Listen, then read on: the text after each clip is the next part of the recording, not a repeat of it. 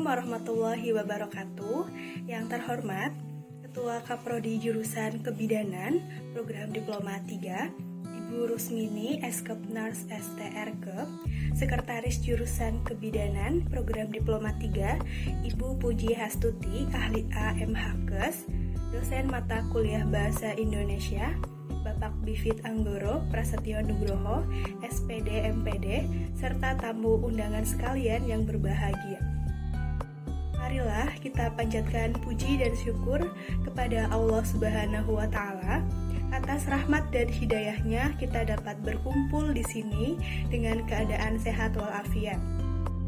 Tak lupa, salawat serta salam selalu tercurahkan kepada Nabi Muhammad SAW, dan semoga kita semua mendapatkan syafaatnya di hari akhir. Amin ya robbal alamin.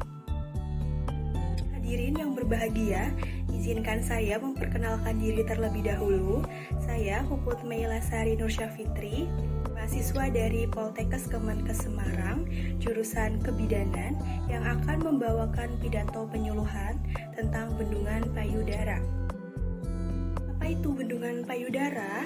Bendungan payudara adalah ASI yang tidak segera dikeluarkan dapat menyebabkan penyumbatan pada aliran vena dan limfe, sehingga aliran susu menjadi terhambat dan tertekan ke saluran air susu ibu, sehingga terjadinya peningkatan aliran vena dan limfe yang menyebabkan payudara bengkak.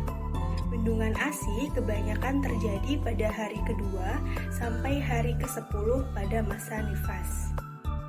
Penyebab dari bendungan payudara ini adalah pengosongan mamae yang tidak sempurna dalam masa laktasi. Terjadi peningkatan produksi ASI ibu yang berlebihan. Apabila bayi sudah kenyang dan selesai menyusu, payudara tidak dikosongkan, maka masih terdapat sisa ASI di dalam payudara. Sisa ASI tersebut jika tidak dikeluarkan dapat menimbulkan bendungan ASI. Faktor hisapan bayi yang tidak aktif pada masa laktasi, bila ibu tidak menyusukan bayinya sesering mungkin, atau jika bayi tidak aktif menghisap, maka akan menimbulkan bendungan ASI. Faktor posisi menyusui bayi yang tidak benar atau teknik menyusui yang salah dalam menyusui dapat mengakibatkan puting susu menjadi lecet dan menimbulkan rasa nyeri pada saat bayi menyusu. Akibatnya, ibu tidak mau menyusui bayinya dan terjadi bendungan ASI.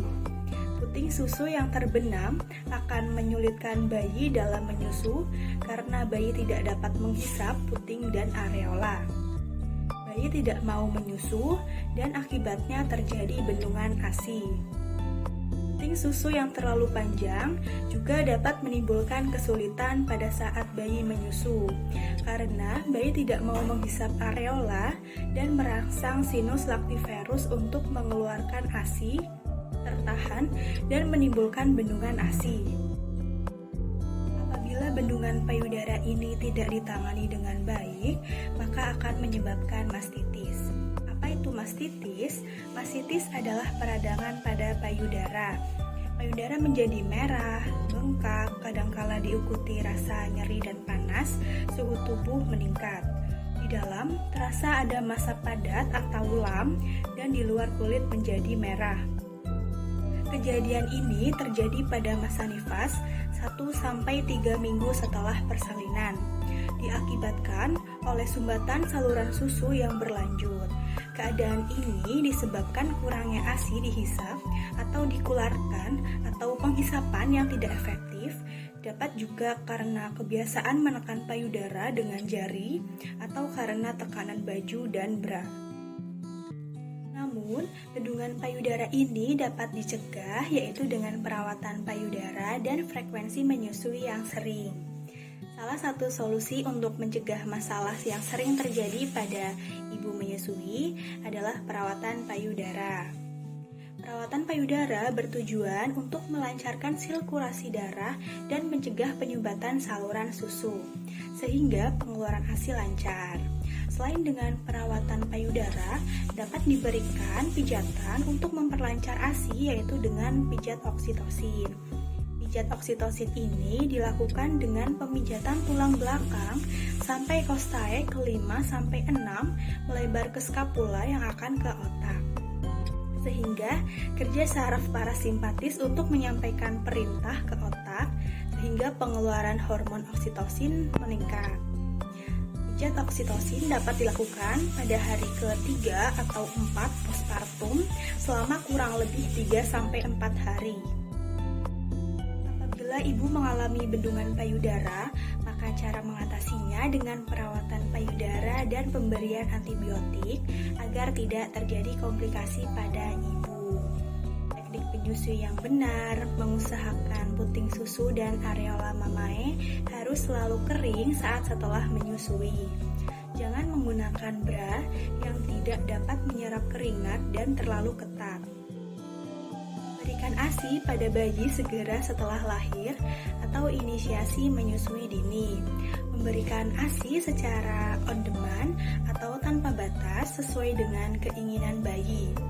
Keluarkan sedikit ASI sebelum menyusui agar payudara lebih lembek dan keluarkan ASI dengan tangan atau pompa bila produksi melebihi kebutuhan bayi. Demikian pidato penyuluhan yang dapat saya sampaikan. Semoga pidato penyuluhan yang saya sampaikan ini dapat bermanfaat dan menambah pengetahuan untuk ibu lebih memperhatikan ketika menyusui anaknya agar tidak terjadi bendungan payudara. Hadirin sekalian, cukup sekian pidato yang dapat saya sampaikan. Terima kasih atas perhatiannya. Mohon maaf apabila banyak kekurangan dalam penyampaian kata. Saya akhiri pidato penyuluhan kali ini. Wassalamualaikum warahmatullahi wabarakatuh.